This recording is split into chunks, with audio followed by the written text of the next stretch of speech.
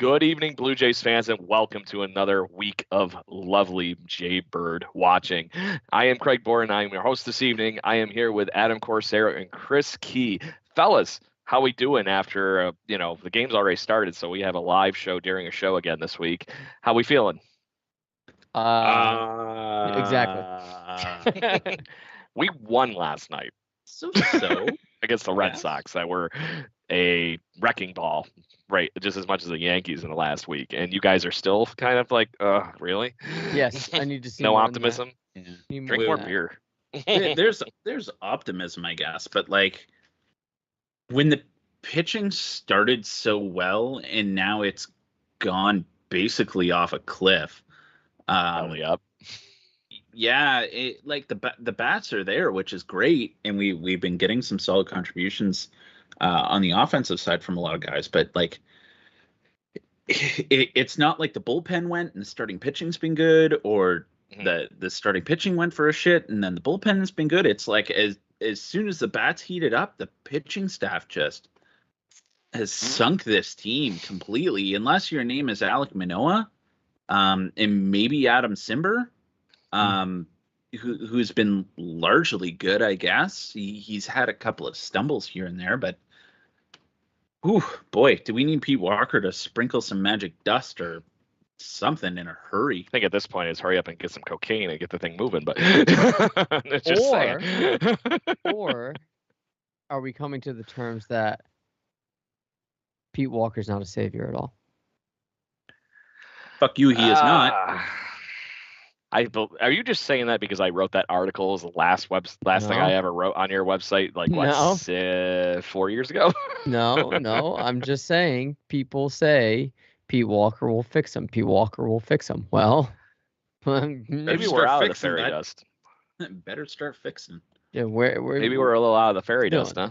And we were all guilty of blaming. Well, maybe not all of us. I think Craig actually took a rational approach to this, but Adam, you and I for sure were definitely right on the bandwagon to get rid of Martinez. I was on that too. Wow. Still don't believe it. I don't think it's him. Yeah, all of a sudden that's turned around, but I don't think we necessarily have to have that conversation about Pete Walker yet. Oh, no. We aren't having that conversation. We have to give him some time to at least work with the staff and figure him out. Like, we know that Pete Walker and Matt Bushman are both very good coaches and they're both highly regarded. Like, Pete Walker wouldn't have been coming up in talks for management positions this year if people didn't respect him and think that he was doing a good job. No. Personally, do I think that pitchers make good managers? No, they do not. Catchers make good managers. John Schneider. Oh, sorry. But yeah, I guess you get a little bit of doubt in your mind from that, but no. I want to be clear. I'm not saying we should fire him or remove him. No. I'm just saying I don't think he's this guy that just fixes everyone no matter what. I think that's a little bit overstated by people. The question is, does he have the right tool in the toolbox to fix this shit right now? I don't think so. I think I hope so. A lot of it comes down to mechanics, and a lot of it comes down to pure talent. I think Pete Walker's really good at recognizing flaws in mechanics and fixing those. But when it comes down to talent, you can't fuck with location. You kind of can't, right? You either have it or you don't. And especially Kikuchi doesn't seem to be having it right now. Kikuchi has all the talent in the world, though. Like, he throws 97 from the left side. If you would just throw his damn fastball. Saying location, man. Yeah, he needs case location. Case in point, I wanted to get into talking about that series last week, and obviously his start is a big piece to that whole thing. So I want to talk about that start with Kikuchi because we both went and saw, and I don't think we want to talk about it. That's why we avoided the subject. Well, fine then. I'm going to be the one that writes the ship back here to, oh my God, and then we'll have some fun at the end. So that start, especially, I think that game and that series summed up the road trip perfectly because it was one of those things that just went completely awry, but the game was never really to the point where the Blue Jays were completely out of it, but it was completely throwing a wrench at that beginning of that game just because Kikuchi had, I wouldn't even say mixed batches as being able to, get the ball across the plate. There was one inning he looked horrible. Then the next 3 batters, he would look like a savior, and then he would look like he's garbage again. You know, it was just completely all over the place. And to the other person that I know that 2 of you were very keen on in our chat the other day, Jose Barrios, in a nutshell, of the ups and downs and the roller coaster has become Toronto Blue Jays pitching in general, outside of a few select individuals. And let's just dive into that. Tell me what you guys think of Kikuchi, Barrios, whoever you want to dive into and talk about. Chris, be gentle-ish. Adam, do you want to? You can go first, I'll play off of you. I got you. There it is. I have legitimate concerns with Kikuchi. I'm looking at his pitching log right now. The last time he pitched at least 6 innings was May 16th. Since then he's been averaging. I'll tell you exactly how much he's been averaging. Sorry, I just lost it. Around 4 innings. Yeah. Now you're looking at, ideally for a number 5 starter, which is where I would have penciled him in. You'd want to get at least 5 from him, or maybe you're satisfied with 5. Anything less than that, I think, is a disappointment, and I think it really speaks to his longevity. I think it speaks to maybe his confidence as well. He doesn't seem comfortable on the mound. That's for damn sure. And I just think he's gotten figured out.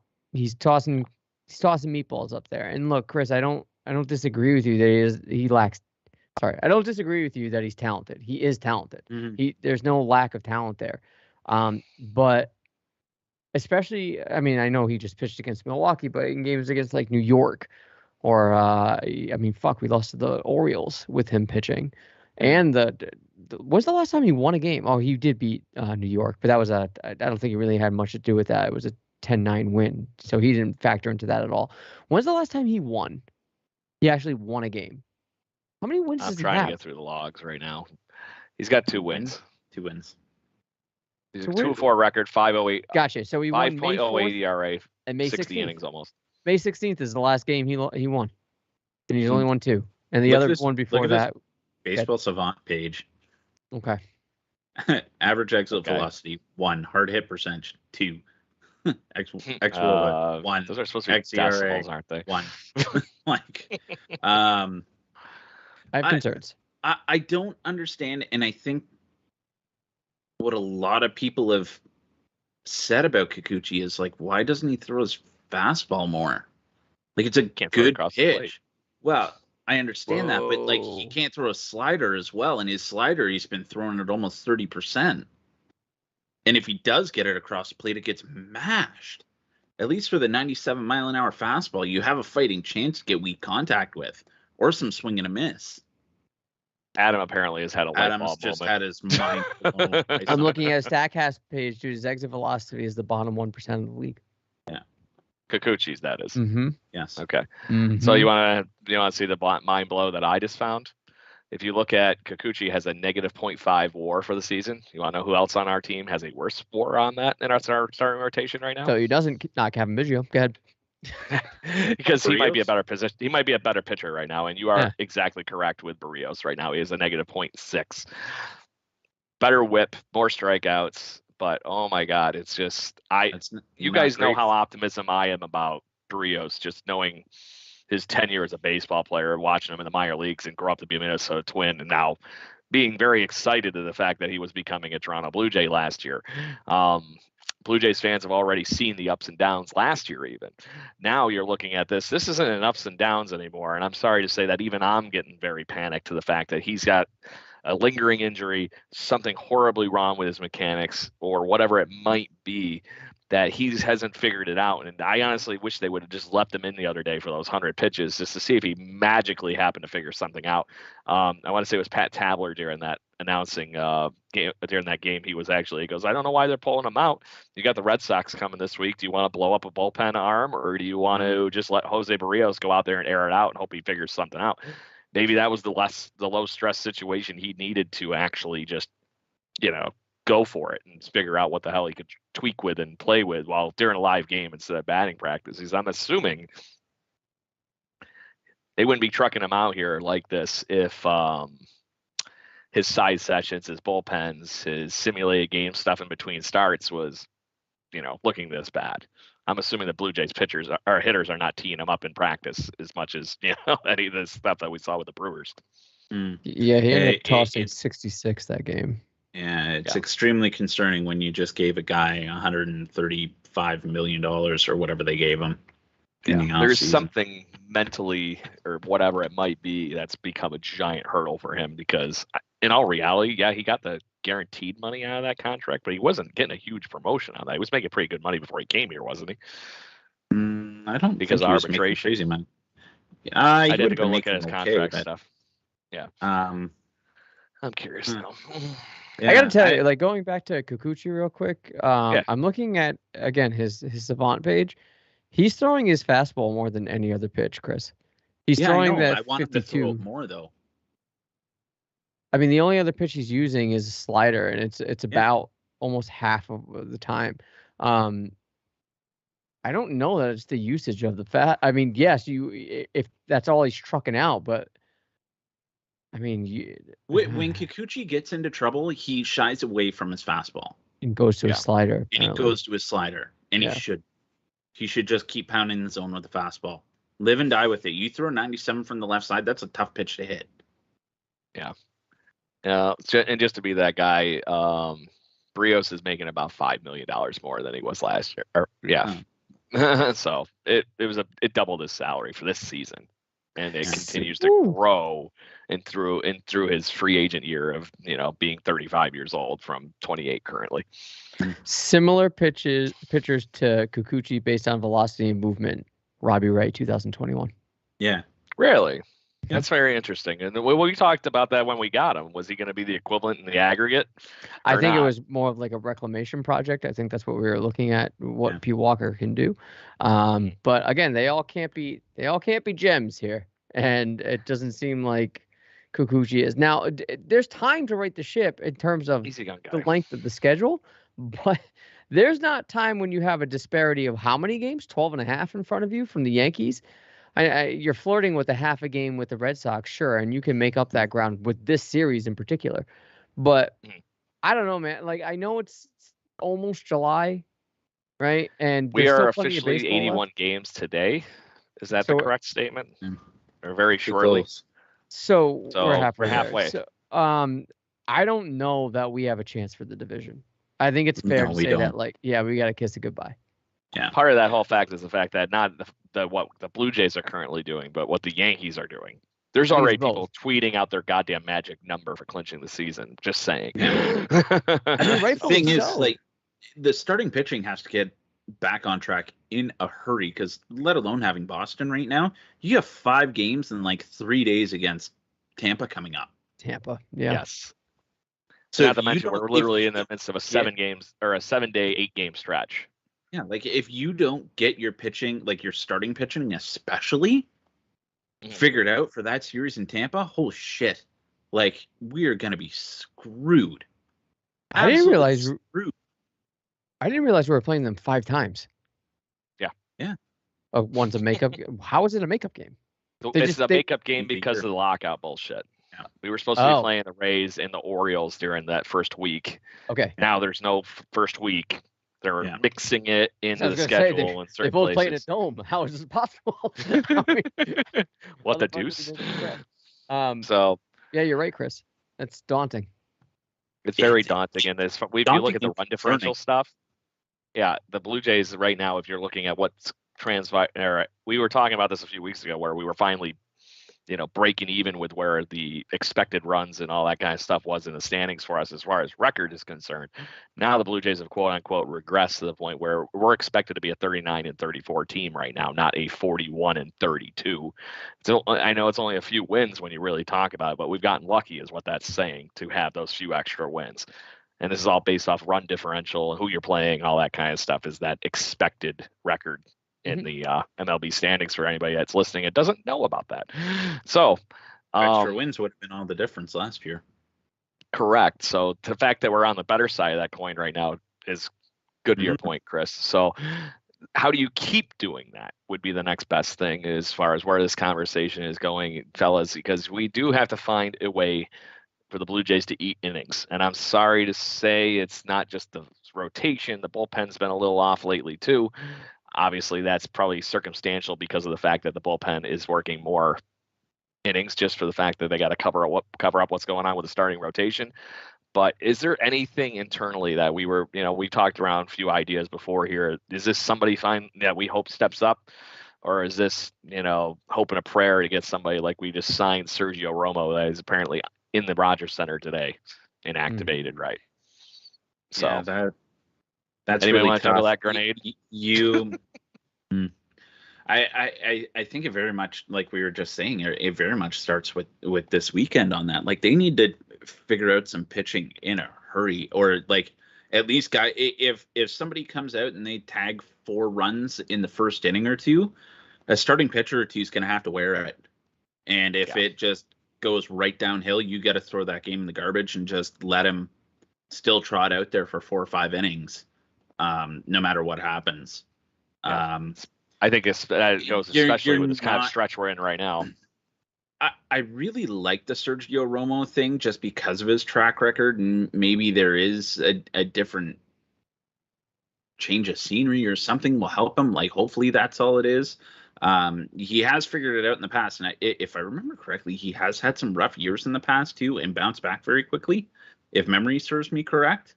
I could be way off with that, but I think that is the case. At a minimum right now, I think to where you're going is that he's the veteran presence that maybe some of these young guys need. At a minimum, could be, hopefully. But we don't need him to just be a veteran presence. We need him to go out and miss bats. It is the thing. But you're hoping he's going to be better with somebody than like Gage, for example. He's been very good, but it's a surprise. Yes. Because you're not. These are the exact type of guys you're going to find right now. You're going to get guys on the waiver wire coming through right now that are going to be reclamation projects, because I really don't know if you're going to find anyone yet. And like, let's be honest, Boston's going to be looking for some bullpen help. Tampa's going to be looking for bullpen help. Houston's going to be, the Yankees are going to be, the Dodgers are probably going to be looking for it. The Giants, Padres, like there's so many more teams that are in it now that like, there's not as many teams that are going to be willing to give up anything at the trade deadline, and you're going to have to pay a king's ransom for just about anything, I think, this year. Yeah, it's going to be, this trade deadline is going to be wild. Everybody's in it. That's what happens when you have more wild card spots. So even the teams like the I'm trying to think of somebody good here, like the White Sox have been tipping on the edge of being a good or a bad team, right? We all know that they're better than they've been playing, but they're going to push their chips into the table. They're not going to go selling anything at the trade deadline. So, yeah, I also, you guys are a lot more, as Vladdy ropes one right to center. You guys are a lot more confident in Sergio Romo than I am, and I understand the optics of it. I understand that, Chris, you're right that you're not going to find anybody that's necessarily a huge difference maker off the free agent list right now, right? And I think that's asking a lot. And you're probably, I mean, you're not going to find anything when it comes to trades, because I think a lot of teams that are willing to sell some of their bullpen arms, they want to get maximum value from them. You're gambling with them and risking them maybe getting hurt in the process, but you want to get maximum value and get a bidding war going come was it August anyway. So look, this is a guy that played 17 games with Seattle this year. This is an ERA alert with an 8.16 ERA. How many hits has he given up? 18, 13 runs, all earned. Only 11 strikeouts, 4 walks. It's not terrible, but and this is in the AL West.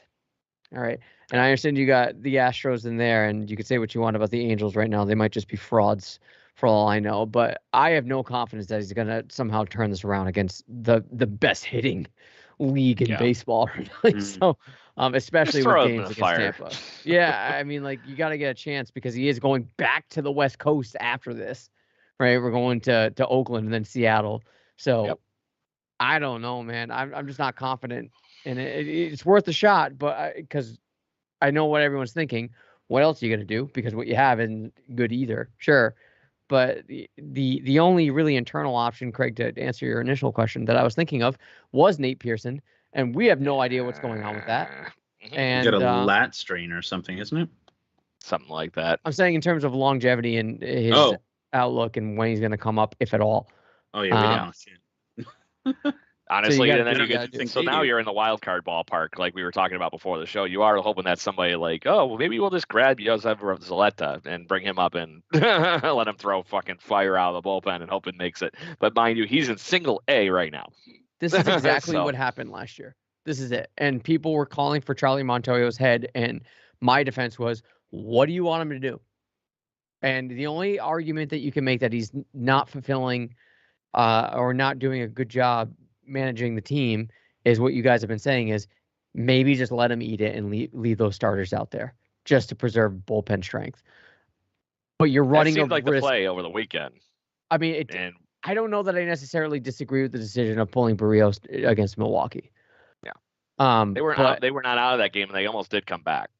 They did. You're right. I just you're running a risk because if a pitcher just doesn't have it, that disparity might grow a lot. Yeah. Like you could have what starts off as like a 5-zip game. Theoretically, this team should be able to cover that ground. But if that expands to 8-9-0, you're playing with fire. Mm-hmm. So as I drink because I need to, apparently. Sure. How much of the footage did you guys see of Max Castillo from that Brewers outing? Oh, he was hitting like 95, right? He was one of the guys that I saw in Lansing that I was wondering if he was going to be that Scott Downs-ish guy. He was going to be teetering on the line of starter or bullpen, comes out, maybe the current day Ross Stripling kind of guy. I think we saw that perfectly because I think he got stuck in this first outing as a Blue Jay in a rough spot, and it was just not enough time for him really to get out there. He just got off the plane, all that kind of good stuff. You could see the confidence in the fact that he knew he was supposed to be there in that outing against the Brewers the other day. Yeah, he got thrown into a game where they were, way far behind because of the Barrios fun. But the fact that he was able to come out there, and I believe he pitched 3 solid innings. Yeah, he's stretched out. Maybe it's just give him a fucking chance in Kikuchi's spot. Let him take one spot start. Hope Kikuchi gets it mentally right. Let him try all the things he needs for a good week span, right? Off of the thing. And then maybe that's what unlocks it. And worst case scenario, you know what you have in Max Castillo as a starter at the major league level, or if he just falls back into the bullpen role, eating innings with Trent Thornton. Honestly, I don't think that's a bad idea, but given how thin this bullpen has been stretched, I'd rather just maintain a position of strength there if he's going to be one. Because you're right, he was topping like 95. He was throwing some pretty high heat. I'd rather give. Is Anthony Kay? He's available, right? He's not hurt. I think he's coming back, or he did just come back. I can't remember. I was trying to actually pull the Bison stuff up. And what's going on with Hatch? Is he still hurt? The rumor is he might be getting a spot start, so he's healthy, but he hasn't been exactly doing that well. So you're hoping for the best in that start. But these are guys that are getting stretched out as starters anyway in the minor leagues. Yes. I'd rather just keep Castillo in the bullpen and give Hatch and Kay the shot if Kikuchi is still gonna pretty much drag ass. Just to put it lightly, drag ass. Yeah. Why is this baseball page taking so long? I'm checking it right now for Hatch especially. So Hatch has gotten 63 innings so far this year. He's got a 5.12 ERA. To that point, Casey Lawrence has been the clear-cut best pitcher for the Buffalo Bisons this season with a 68 innings pitched at a 1.85 ERA, a sub-1 whip. Just saying. Sure.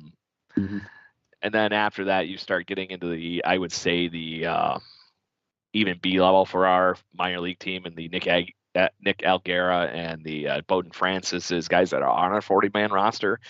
You start throwing those, and those are the kind of guys why I didn't have such a problem with if Castillo clicks.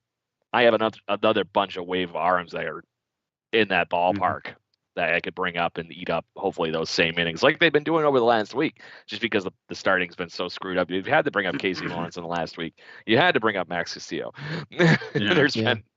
It's been who's next in line to be able to come up from Buffalo, and the fact that we've seen Beasley back up and down 15 times, it seems like it's a good thing we're shipping people back and forth between Buffalo and Toronto now for the most part, instead of Las Vegas, because the Mike McCoy shit. Yeah, I'm looking at Anthony Kay's most recent stats. Last time he pitched was June 25th, so a few days ago. He only rocked out 2 innings. Yes. He only gave up 1 hit and he had 3 strikeouts. So I don't know. That to me screams maybe something happened. Yeah. So I forgot that. It looks like he's in Dunedin. That's why. Okay. Yeah. Probably rehab. Yes. Rehab start. Yeah. Where you've and this is the reason I like the idea of the Max Castillo thing. Not only did he do really well in Buffalo through 30 innings, almost 30 innings, got into 5 games, started 3 of them, had a .66 ERA, so he was doing really good there. But then the plus on that is that he has thrown 60 innings in minor league baseball. He was pitching with the New Hampshire Fisher Cats, and it was just as equally impressive. So he's thrown 60 innings, strong innings in the minor leagues, to the point that if anything, he's the hot hand to try right now. You know what I mean? Yeah, you're probably right, because Hatch hasn't even thrown a pitch yet. Yeah, and right now I would think if everything lines up for a start, I know that the rumor has been that Hatch starts. I would rather see Castillo get that start and then watch Hatch come out of the pen as the lawn guy if he has trouble. He's still going to get stretched out, right? Because he hasn't even had a single pitch thrown in 2022. Not even anywhere in the minor leagues. I'm looking at Thomas Hatch, who's got 63 innings in 2022 right now for the Buffalo Bisons. Really? Because I'm looking. Okay, they need to update his MILB page.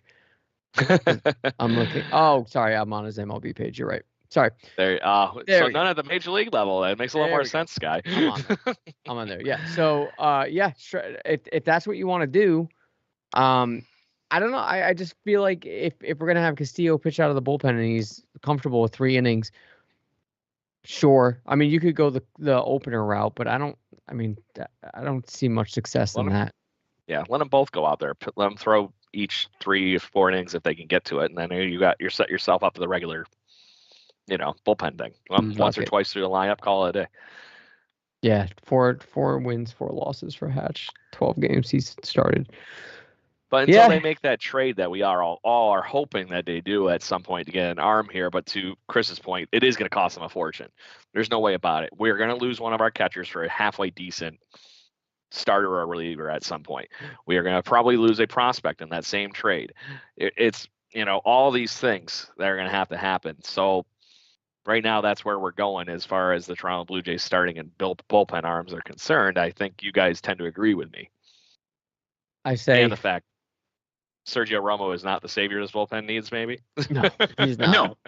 He's definitely not a savior, but he's another arm to use, right? Correct. Right now, at least it's somebody to throw through the ringer here and hope they get something out of it, right? Yeah. You're basically just hoping and praying that he'll give you any kind of salvageable innings, and relying on his past track record of being pretty darn good. If you don't get it, you can cut ties with him, and you didn't really lose anything in the deal. So doesn't really matter. Unless they start trotting him out in like the 8th inning of a close ball game, and he starts coughing up major runs, then that's going to be an issue. But if you're just bringing him in right now in the 6th inning of a game that's kind of whatever, it is what it is at that point. Mm-hmm. So to that point, the Blue Jays are leading 3-1 at the moment as the Blue Jays go into the bottom of the 3rd inning. So the offense is kicked in, guys, and I think we can say that actually pretty efficiently outside of the 1 shutout game I believe we had in Milwaukee. Yep. So to the fact that we've been able to get over some good pitching is the Brewers are built on pitching. We didn't get all their main guys because Peralta's hurt and so is Brandon Woodruff. But the fact is, they still know how to pitch, and we do face Josh Hader's and all that wonderful craziness they have coming out of their bullpen between him and Devin Williams. It was a rough road trip between the, playing there in the what used to be Miller Park, now Family Fun Stadium or whatever the hell it is. But it made me want to drink a few beers, just saying. So that road trip didn't leave a lot of optimism, especially after getting trounced by the White Sox. And guys, we scored a ton of runs in that stretch against the White Sox and the Brewers. But this problem with the pitching is the main symptom of why we lost. Are you encouraged at least that we figured out the offense and that we are seeing Vladdy, Lourdes, Kirk, Bo, Springer now that he's back in the lineup after his little ding? Chapman. Are you feeling better? And then Chapman has been just murdering the baseball. Thankfully, it's starting to miss people. Yeah, I'd feel a lot better if we were winning. But I do feel good that the offense is starting to wake up. I think we echoed these sentiments last week, especially when it comes to guys like Vladdy, guys like Spring. Well, Springer's been pretty consistent. He's been our most consistent bat outside of Alejandro Kirk. Yeah, and of course, Cabin as well. He's just been outstanding. That's to be expected, though. I already have a side topic for you, Mr. Biggio fan. I got you. I'm just saying, he's the savior. I told you we all should put our faith in, and you guys were like, "No, Ryu," and I was like, "Okay, I guess." That was Adam. I said Kirk. No, all right, I'm winning that conversation right now. Listen. I still say so. High on Kirk. I would never say so. Gabriel Marino ever. Yeah. Anyway, but fine either way. No. I think my Kirk jersey's on its way. Just saying. Hey, it's cool. I hope you got insurance on it. I think that I think it's good that at least one part of the team is performing well, and that's the offense. It's just got to click at the same time, and I'm running out of faith that it is. But am I happy that we're seeing offensive surges? Yes, but they're not resulting in dubs. I mean, yesterday it did in one game against Milwaukee, but overall, it's just I need to see it on all cylinders. Yeah. So you don't think we're all of a sudden going to be the Cleveland Indians of old, where they had Kenny Lofton, Albert Bell, Jim Tomei, all those guys just bludgeoning opposing pitching to the point where the Blue Jays are going to win every ball game? You're not seeing that right now. The one thing I've realized about this team, and again, you can call it a small sample size of what, like, since 2020, really, this team minus Springer has been together. And Chapman, obviously. They are very streaky. They're very not streaky. Consistently hot. Now, you could say Vladdy is because of his massive tear last year, but I think we all thought that type We've of seen he's performance- mortal this year as the catch. Yeah, right? it's not. He's still playing very well, but it's not nearly to the level. Still an all-star. Yes, it's not to the consistency that it was last year. They're streaky hitters, and the thing that I've also noticed is that they're not streaking hot at the same time. Correct. Yeah. Crease. Yeah, they really need to. They really need to start just stringing small hits together. Like, this is gonna sound so old school, but like they really do just need to. No, not bunt, but like they really do have to pass the baton. And like you see Bo swing like an absolute moron sometimes, where he's completely swinging out of his shoes, and like he's so much better when he doesn't do that.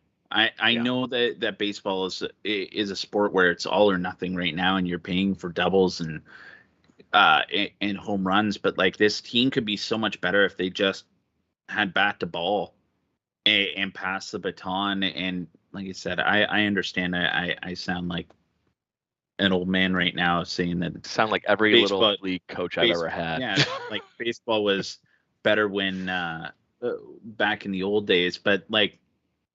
I feel like this team is so good at putting the bat on the ball when they just do it, which sounds really basic and stupid, but like when they're not all just hitting home run after home run and home run, like you have guys that are just good hitters on this team. So just be a good hitter. Don't worry about putting the ball on Front Street. Just be a good hitter and let the guy have faith that the guy behind you is going to drive you in, because there's a pretty damn good chance that you have a really good hitter behind you and he will do just that. Yeah. But I just happened to stumble Like across what this. just happened. Yeah, I just was gonna say that. Come on, bring it, because I was just making a home run talk. Santiago Espinal had an RBI single. There you go. So I was just going to be, because Chris is talking about small ball and stuff, that Vladdy Guerrero Jr. has 3 of the hardest hit baseballs in Major League Baseball this year, only to be eclipsed by, in the top 10 anyways, Giancarlo Stanton has 5 of those.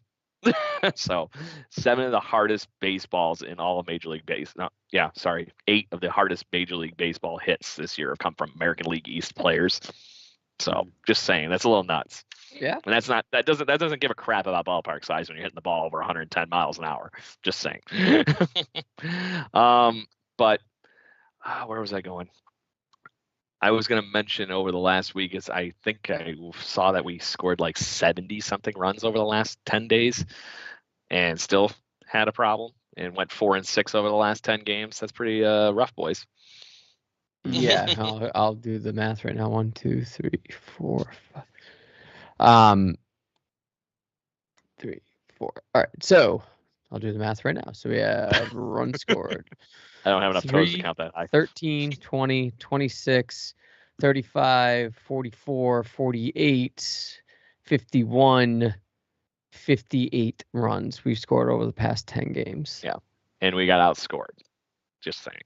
We won only 4 of those. Yes.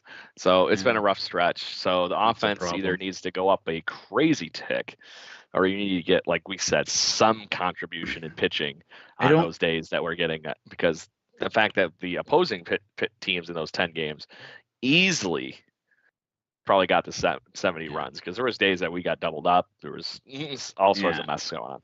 I don't think you can ask a whole lot more out of the offense other than to be a little bit more consistent. You need something, like anything out of the pitching right now. You need anything. And like, is this a case that the guys are burned out? I know I brought that up in like the 2nd or 3rd week of April and like people were laughing at me, but like, this is the byproduct, and like maybe the All-Star break can't come soon enough for this team. So they can have like a 4 or 5 day reset. Like, I hope to God Manoah gets to go to the All-Star game, but I don't want him throwing a single pitch in LA. Like, not a single pitch. And if Romano somehow goes, I don't want him going anywhere near a ball for those 4 or 5 days. Like, not even close. Yeah, I tend to agree with you. And segue points, by the way, because I was going to talk about the All-Star voting next. There we go.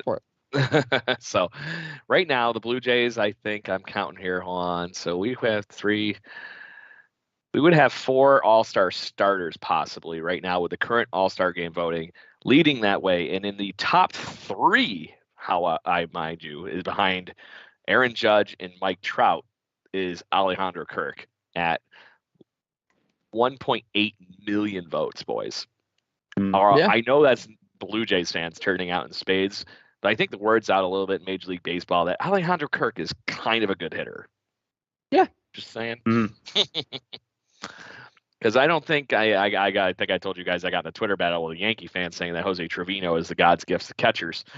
And it wasn't even by comparison. The fact the guy is not even in the top 10 in any offensive categories in Major League Baseball as a catcher, let alone putting out the kind of gaudy stuff that Alejandro Kirk is. And that's why Kirk is easily doubling him up in votes right now. The next guy, Bo Bichette, would be your shortstop. Vlad Guerrero Jr. would be your first baseman. And then we would have George Springer is technically the 3rd starting outfielder right now with Judge and Trout. Why do I feel like there was another one? Vladdy. You said Vladdy. I said Vladdy. Mm-hmm. Okay. Vladdy's right up there with Kirk as far as votes too, at 1.6 million too. But to that point that Kirk has obviously put in the work this year and producing in spades and become the team's cleanup hitter when he is in the lineup. I think it says a lot. So right now that's 4 All-Stars guaranteed. You know, we're going to probably get one of those 2 gentlemen that you had mentioned. This might be I think it was 2016 was the last time the Blue Jays had 6 starters or 6 players in the All-Star game. Correct me if I'm wrong. I think It that sounds many, yeah. familiar, Yeah. yes. Because that year it was Bautista. Bautista, Donaldson, Happ, Estrada made it, and then I believe that was the year we got one of the guys in on the final vote. Was that the Michael Saunders year in 16? Yes, that was the Saunders year, I believe. Okay, gotcha. So was that 16? Either way, is one of those two. 15, it was we had Chris Colabello out in center or on left field, so I'm guessing it wasn't that year. And just a heads up, Santiago Espinal is second among leading second baseman. Danny Jansen's right up there for DH. Yeah, I think that's just funny. Blue Jays fans came out to vote for their team, is what it is, and Yankees fans and all sorts of other fans are hating on it. Yes. And after the first the first vote was released, or the first numbers were released, like other teams' fans were all over it, rioting in the streets. And Blue Jays fans just accepted it and pushed even further and just said, "Here you go." Yeah, no, we can do that. More. And to that point, honestly, at first base, I can give you a toss-up between any of these guys that are in the top 5 right now. With Vlad, Ty France, Mariners, very much a critical clutch bat in that lineup for any of the wins that they have. Resurgent force for the Yankees, as much as I discussed that whole idea. And then Luis Ariz for the Twins has been shelling, and same thing with Yuli Gulariel doing Yuli Gulariel things. So at second base, yeah, as much as I hate to say it, Altuve is going to get the second base thing. Yeah. Of course it is. So then he's followed by Espinal, Andres Jimenez for the Guardians, who's had a great year, and then Gleyber Torres and Trevor Story. That one, I'll give you the wash between the two of them. Torres has figured it out again. Story has had a great bam all of a sudden to his season, but he's fallen off a cliff again. So sorry. But then to the fact that, you have Jose Ramirez and Rafael Devers basically fighting it out at third base. Yeah. There's nobody beating the two of them. I don't care how many votes Matt Chapman should get. I don't think he should be on the All-Star team. No. No. Same thing with, I'm sorry to say, Alex Bregman, you haven't earned anything for an All-Star vote, and DJ LeMahieu has had a rough season for the Yankees, who's currently the 4th spot in the third base. I will give you the wash that, honestly, if Tim Anderson didn't get hurt at shortstop, guys, I think he'd be right up there in votes with Bo Bichette, because he was on a hell of a tear before he got hurt, and then he's come back and picked right back up where he left off. Xander Bogaerts having a normal season for him, and Jeremy Pena and Isaac Kiner-Falefa have had good seasons for their teams. And then, like I said, I already said the 3 outfield starters would be Judge, Trout, and Springer. You look at the guys that are following him on their obvious Blue Jays picks, but Teoscar Hernandez hasn't played enough, in my opinion, to even be on this list. But that's Blue Jays fandom at its best right there for you. But Giancarlo Stanton's had a hell of a year, and Taylor Ward I would have loved to see sneak in as a all-star for the Angels. Had a great year so far. So, and that's really the field you're looking at. So those positions where the Blue Jays are winning, if you're looking at that is your collective, this is your competition at each one of those positions, I don't think there's anything rough there. I think the Blue Jays actually edge out a lot of those guys, regardless of the fandom. If this was something that the players were voting on, or they had a weight in on it other than the fans. So I think all those guys deserve to be there in that voting system there. So, not to mention, it's supposed to be what the fans want to see. All the guys that make the bench, and the reason the bench is so damn big at the All-Star game is why you get everybody else in there. And I think that's where we'll sneak that other guy in, plus a starter or a closer. To your point, those 2 guys deserve to make it. I don't know that I want them there for the same reasons Chris said. It's the same reason why I don't like NBA players playing in the 3-point contest. I just don't want them in there. To that point, though, what was I going to fucking say? I know Vlad said he's not going to come out and do the home run derby. I wouldn't want Kirk doing it, even though I've seen him hit home runs in a very similar home run derby like fashion down in the minor leagues. I think he would do a lot better than people would think in that competition.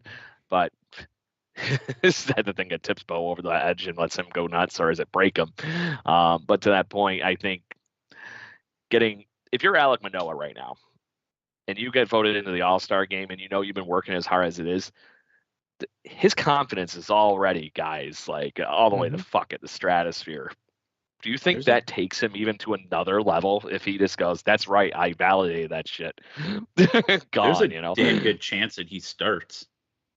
There is a very damn good chance that he starts. So he's definitely in that conversation of top 3 starters in the American League, anyways. Like who else would they let Shohei start? He hasn't been. I don't even want to make that argument. So he's been good. Don't get me wrong. You see what he did last week? Last week was incredible. But time performances by any player ever. But that's how his stuff is. He'll have one amazing start like that, and then he'll have what I'll say are normal starts. To me, he strikes me as like Tom Glavine. He's doing good work, but is he Greg Maddux? I don't even think he has to be. I don't think he has to be when he's playing offense too. That's just how it is. I would love for Ohtani to start, for the AL. And look, I'll do you one better. You want Manoah to have awesome confidence, be like, yeah, I earned it. I'm not going. Oh, thanks for the validation. 100%. I'm going to the not beach, worth bitches. It. See ya. Yeah. No, I think there's no He'll chance play. that he doesn't go. No, I know, of course. He'll go, he'll play, and he'll dominate and do wonderful things there. There's no doubt in my mind. But as somebody that cares about this team and seeing kind of the trends of what's going on, even one inning, save those bullets. Mm-hmm. Yeah. Toss cookies. Well, don't because it might throw you off. But go out and have fun. Just have a bullpen session. Yeah. Like a sidearm. That's it. Yeah. Side sesh. Mm-hmm. I was trying to pull up who some of the other projected starting pitchers are, but actually this is a good one I actually like. That Logan Gilbert for the Mariners has had a hell of a season too, just like Manoah. Same kind of argument. Young guy having a monster season. Look, I'm going to be honest too. Maybe I'm in the minority in this, and Chris, I'll take away the old man screaming at clouds narrative. I hate the voting process. I don't necessarily. I like how fans are involved here, but at the same time, I mean, sometimes you get players that just don't belong in there, and just because fans are they're fickle beasts. But I don't like the process. I think that's something you got to earn.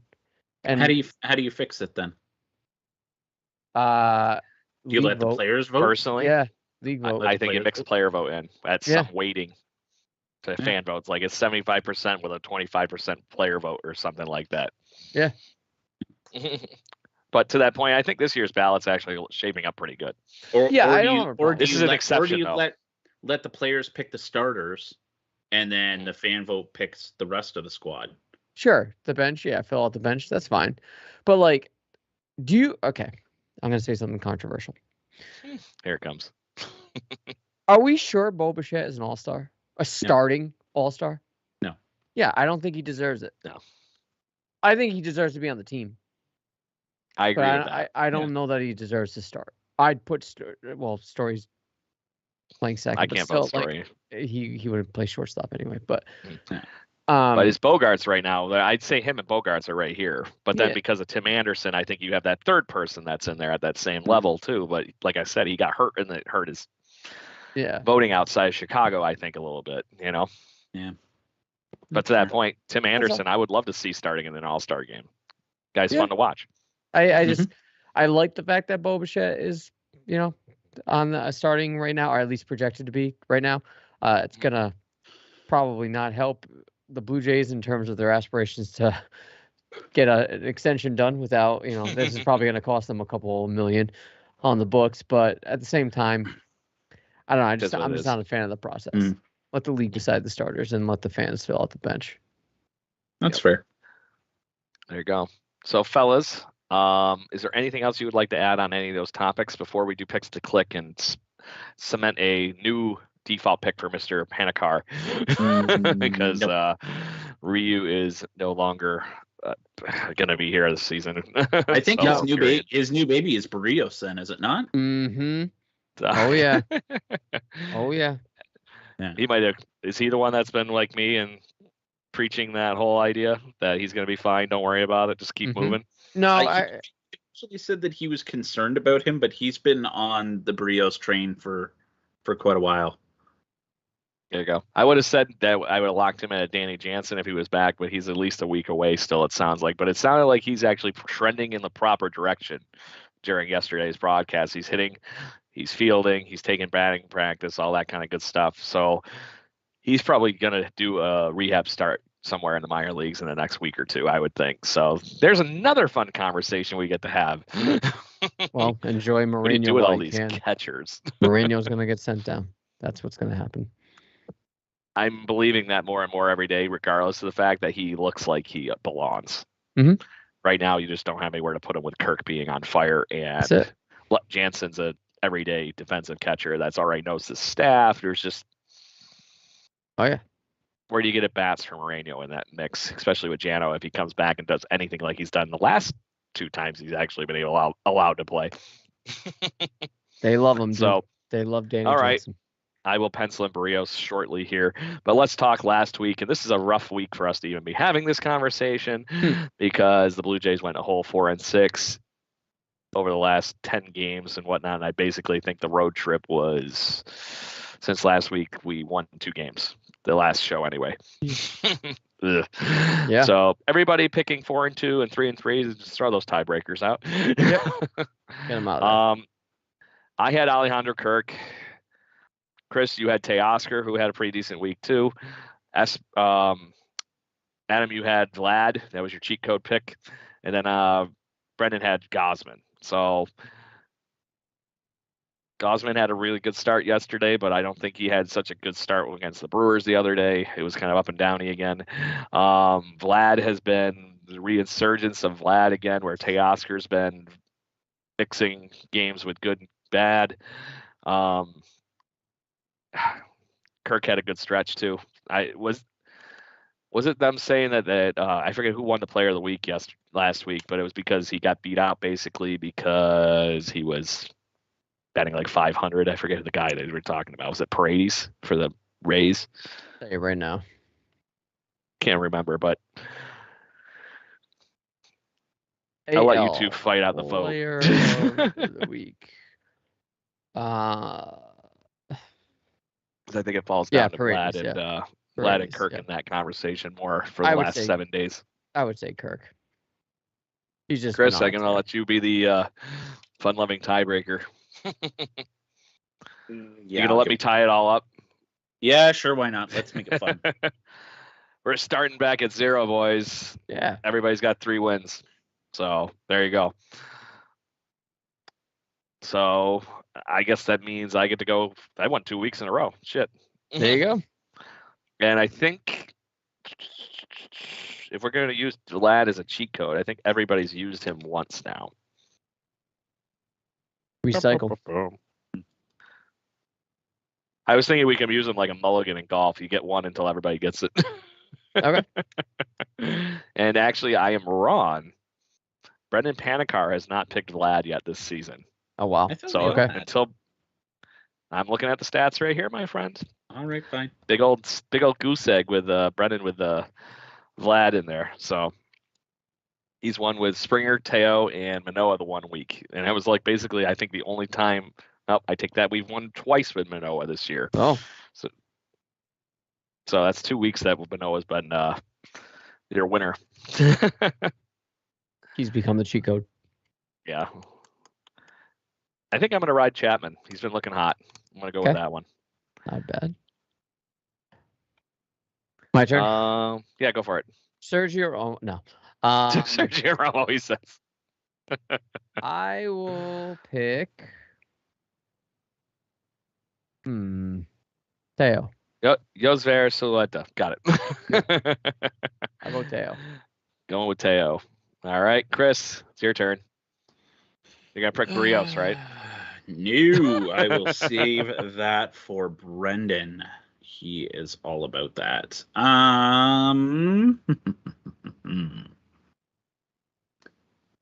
See, this I would normally, with 5 games coming up against Tampa, I would normally choose Danny Jansen.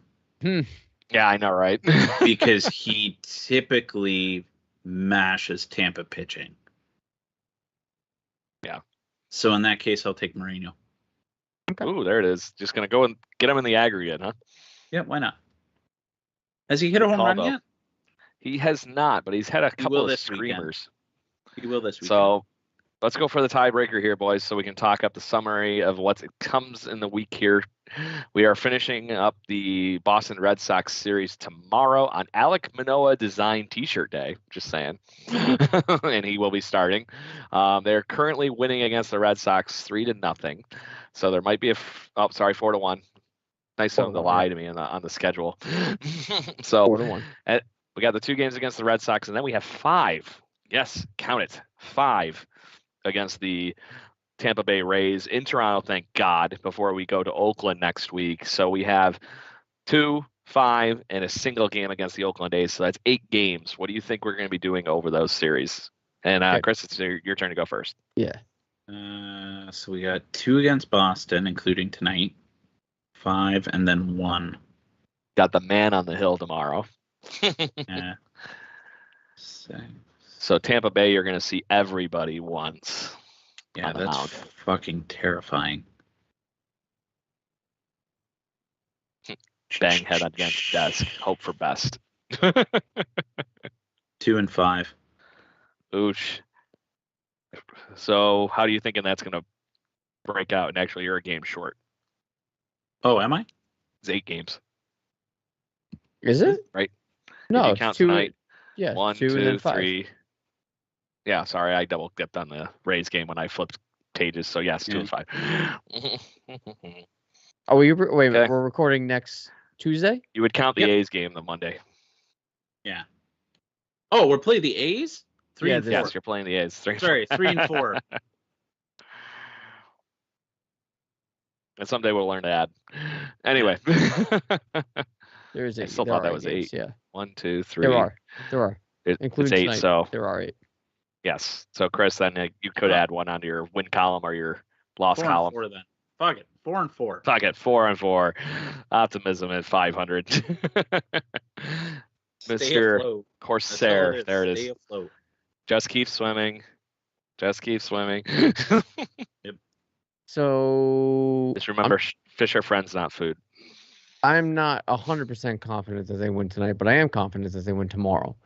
So I'll take that one. Oh, God. I think they beat Oakland. So that's at least 2.